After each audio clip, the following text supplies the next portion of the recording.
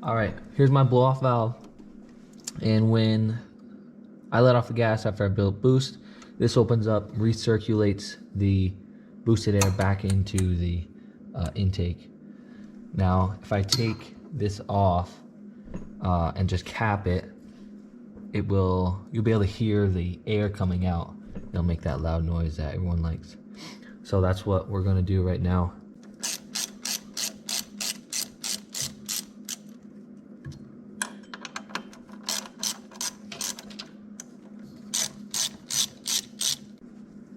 All right, this goes on the bottom of a chair leg to help from scratching the floor. And all I'm gonna use it for is to cap this part off. Make sure I put this on. This is a really tight fit and I want it to be, so no air gets in. I have some silicone lubricant that I'm gonna try and put on this and see if that helped at all.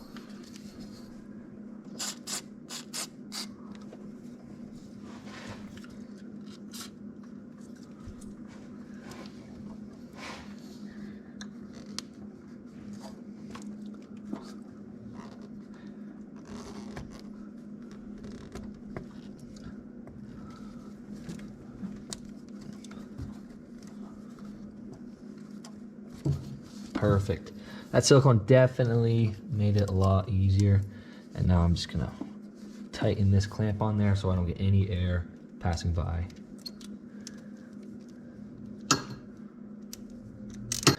So this is it all done. This isn't the greatest thing to do because this air is hot.